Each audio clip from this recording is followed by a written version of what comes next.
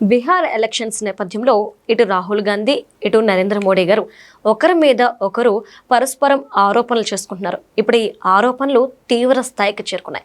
ఈ నేపథ్యంలో ఎందుకు ఈ విధంగా వీరు ఇంత స్ట్రాంగ్గా ఆరోపణలు చేసుకుంటున్నారు అనే ఒక చర్చ నడుస్తుంది. దీనికి సంబంధించి ఈ వీడియోలో తెలుసుకుందాం. మనతో మాట్లాడడానికి సీనియర్ జర్నలిస్ట్ సిఎస్ రావు గారు ఉన్నారు. ఆయనతో మాట్లాడదాం. నమస్కారం సార్. నమస్తే సార్, బీహార్ ఎలక్షన్స్ నేపథ్యంలో ఇటు మోడీ గారు అలానే రాహుల్ గాంధీ పరస్పర ఆరోపణలు తారాస్థాయికి చేరుతున్నాయి. దీన్ని బట్టి చూస్తుంటే అసలు బీహార్లో ఏం జరుగుతుంది అంటారు? ప్రెసెంట్ ఉన్న సిచ్యువేషన్ ఏంటి అక్కడ? రాహుల్ గాంధీ గారు కానీ లేదా నరేంద్ర మోడీ గారు కానీ వీళ్ళు ఒక అత్యున్నత స్థాయిలో ఉన్నటువంటి పొలిటీషియన్స్. మూడోసారి ప్రధానమంత్రి, అంతకుముందు 3 సార్లు గుజరాత్ కి సీఎం చేశారు నరేంద్ర మోడీ గారు. ఇప్పుడు నరేంద్ర మోడీ గారు బీహార్ వెళ్ళి చేసినటువంటి కామెంట్స్, అలాగే రాహుల్ గాంధీ ఇప్పుడు ఆయన లోక్సభలో కాంగ్రెస్ పార్టీ ప్రతిపక్ష నాయకుడు లోక్సభ, అంతకుముందు ఏఐసిసి అధ్యక్షుడు కూడా చేశాడు. సో అలాంటి రాహుల్ గాంధీ కాబోయేటువంటి ప్రధానమంత్రి అని చెప్పి కాంగ్రెస్ పార్టీ వాళ్ళు చెప్పుకుంటూ ఉంటారు. అలాంటి రాహుల్ గాంధీ చేసినటువంటి కామెంట్స్, వీళ్ళిద్దరు చేసినటువంటి కామెంట్స్ చూస్తే విధానపరమైనటువంటి కామెంట్స్ కాకుండా పర్సనల్గా వెళ్తున్నట్టు కనిపిస్తుంది బీహార్. రాహుల్ గాంధీ ఏమన్నాడు, నరేంద్ర మోడీ గారు ఎన్నికలు వస్తే భరతనాట్యమైనా చేసి ఓట్లు సంపాదించుకునే ప్రయత్నం చేస్తాడు, జనాల ముందు భరతనాట్యం చేస్తుంటాడు అని చెప్పి ఆయన అంటే, రాహుల్ గాంధీ గారి గురించి మోడీ ఏమన్నారు, ఒకవేళ కనుక మహాగఠబంధన్కి ఓటేస్తే రాడికల్ ఫ్రంట్ అధికారంలోకి వచ్చినట్టను, లా అండ్ ఆర్డర్ దెబ్బతింటది, మళ్ళీ గూండారాజు వచ్చింది అని చెప్పి నరేంద్ర మోడీ గారు మరి ఆయనేమో భరతనాట్యం అంటాడు రాహుల్ గాంధీ, ఎవరిని? నరేంద్ర మోడీ గారు. ఈయనేమో రాడికల్ ఫ్రంట్ వచ్చింది గూండారాజ్ అని అంటారు. వాళ్ళిద్దరి స్థాయి ఒక హై లెవెల్ కదా, భారత రాజకీయాల్లో అత్యున్నత స్థానంలో ఉన్నటువంటి వాళ్ళు. వాళ్ళిద్దరు పర్సనల్గా విమర్శించుకుంటున్నారు, ఆరోపణలు చేసుకుంటున్నారు. విధానపరమైన నిర్ణయాలు కనుక చర్చకు వస్తే దానివల్ల ఉపయోగం ఆ రాష్ట్రానికే కాదు, దేశానికి కూడా ఉపయోగం. ఇప్పుడు అక్కడ ఏం చేశారు, అక్కడ ఉండేటువంటి తేజస్వి యాదవ్ బీహార్ మహాగఠబంధన్కి సీఎం అభ్యర్థి.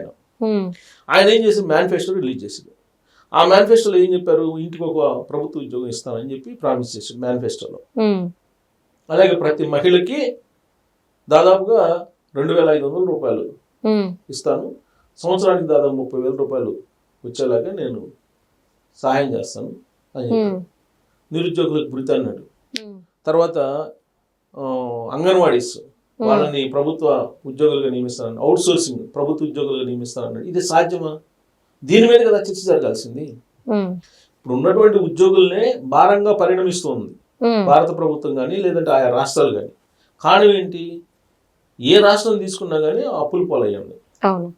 దీనికి కారణం ఏంటి అని అంటే 3% ఉన్నటువంటి ఉద్యోగులకు ఇస్తున్నటువంటి జీతాల కారణంగానే, వాళ్ళ జీతాలు పెంచుకోవడం, వీటి కారణంగానే అప్పుల పాలైందని చెప్పి చెబుతున్నారు. ఇంకొక వైపు సంక్షేమ పథకాలను వీళ్ళు ఇస్తూ, ఆ సంక్షేమ పథకాలని మేము అమలు చేస్తామని చెప్తే ఇంటికి ఒక ప్రభుత్వ ఉద్యోగం అనేది సాధ్యం అసలు ఇంపాసిబుల్, జరగని పని. అది మేనిఫెస్టోలో పెట్టారు, మరి పబ్లిక్ ని మోసం చేయటమే కదా. దీనికి పోటీగా 10,000 ప్రతి మహిళకి ఇస్తానని చెప్పి ఎన్డీఏ ప్రభుత్వం, అక్కడ ఉండేటువంటి ప్రభుత్వం ఎన్డీఏ ప్రభుత్వం అది అనౌన్స్ చేసింది. మరి ఈ సంక్షేమ పథకాలని ఇలా ఇచ్చుకుంటూ పోతే మరి ఆ రాష్ట్రాల పరిస్థితి ఏంటి? ఒకవైపు ఏమో ఉద్యోగులు 3% ఉన్నటువంటి ఉద్యోగులు ఒకవైపు, ఇంకొక వైపు ఈ 97% ఉన్నటువంటి ప్రజల్లో ఉండేటువంటి కొంతమంది నిరుపేదలు ఎవరైతే ఉన్నారో 15-20% వాళ్ళని అట్రాక్ట్ చేయడానికి ప్రభుత్వాలు సంక్షేమ పథకాలు ఇస్తున్నాయి. అంటే 3% ఉన్న ఉద్యోగులు ప్లస్ 20% నిరుపేదలు, ఈ 23%కి సంబంధించినటువంటి వాళ్ళు మిగతా పబ్లిక్ ని సఫర్ చేస్తున్నారు. దాని మీద చర్చ జరగాలి కదా. సో నరేంద్ర మోడీ గారు అక్కడికి వెళ్ళేసి రాహుల్ గాంధీ గారిని వ్యక్తిగతంగా విమర్శించడం, ఇక్కడ ఆయన పోయి ఆయన వ్యక్తిగతంగా విమర్శించడం. ఈ మధ్య అక్కడ ఛట్ పూజ అనేది కొద్దిగా ఎక్కువగా చేస్తుంటారు. ఈ కార్తీక మాసం వస్తే ఛట్ పూజ అది చేస్తుంటారు అక్కడ బీహార్లో. ఉత్తర భారతదేశంలో అంతా ఛట్ పూజను బాగా చేస్తుంటారు.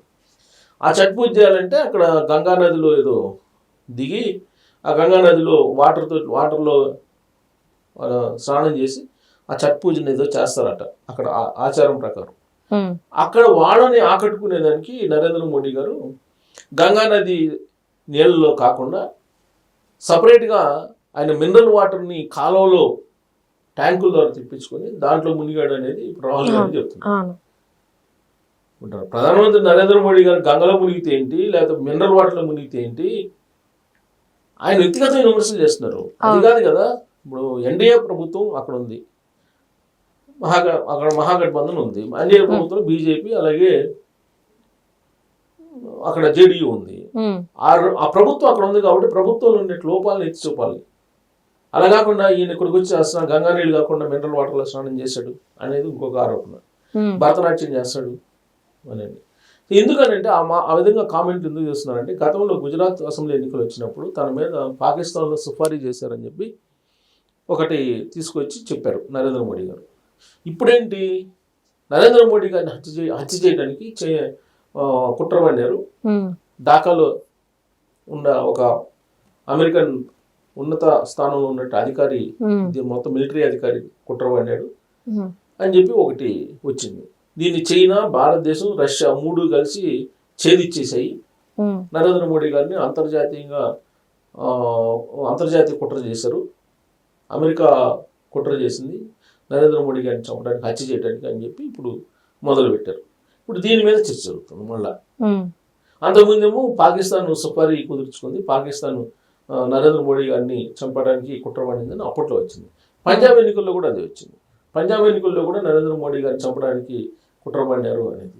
జనరల్ ఎలక్షన్ వచ్చినప్పుడు ఏమవుతుంది మీరు చూస్తే, జనరల్ ఎలక్షన్ వచ్చినప్పుడు పాకిస్తాను అలాగే భారతదేశం మధ్య ఉద్రిక్త వాతావరణాలు నెలకొట్టడం, లేదంటే పాకిస్తాను ఇండియా మధ్య యుద్ధాలు రావడమో ఏదో ఒకటి మనం చూస్తూనే ఉన్నాం కదా, తరచూ చూస్తున్నాం. ఎలక్షన్ ముందు ఖచ్చితంగా పాకిస్తాన్కి భారతదేశం మధ్య ఉద్రిక్త పరిస్థితులు వస్తాయి. అంటే ఓటు సంపాదించుకోవడానికి అటు ప్రతిపక్షం కానీ ఇటు అధికారంలో ఉన్నటువంటి పక్షం కానీ నిర్మాణాత్మకంగా ప్రజల దగ్గరికి వెళ్ళి వాళ్ళు ఏం చేయగలరో అది చెప్పకుండా ప్రజల్ని తప్పుదోవ పట్టించేటువంటి ప్రయత్నం ఒకటి. 2, వాళ్ళలో భావోద్వేగాన్ని క్రియేట్ చేసి ఆ భావోద్వేగం నుంచి ఓట్లు రాబట్టుకునే ప్రయత్నం ఇంకొకటి చేస్తూ ఉన్నట్టు కనిపిస్తుంది.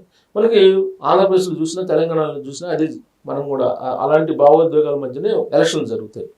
ఇప్పుడు 2014 కానీ 2018 కానీ సెంటిమెంట్ని రెచ్చగొట్టి సెంటిమెంట్ని రైట్ చేసి ఆ భావోద్వేగాల నుంచి కేసీఆర్ గారు 2 సార్లు గెలిచారు.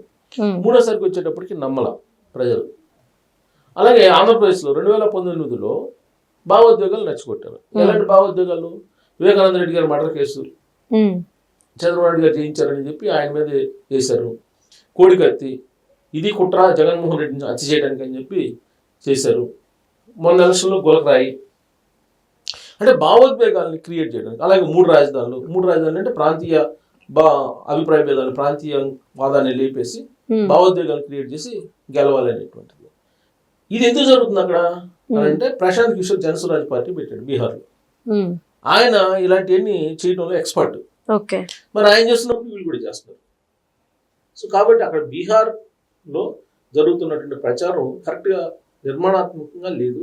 భావోద్వేగాలు రెచ్చగొట్టి ఆ భావోద్వేగాల నుంచి ఓట్లు రాబట్టుకునేటువంటి క్రమంలో రాహుల్ గాంధీ ఏమో మోడీ భరతనాట్యం అంటుంటే, మోడీ గారు ఏమో రాడికల్ ఫ్రంట్ వచ్చేస్తుంది, గూండారాజు వస్తుంది, ఒకవేళ కనుక మీరు మహాగఠబంధన్ ఓటేస్తే అని చెప్పి ఆయన విమర్శిస్తారు.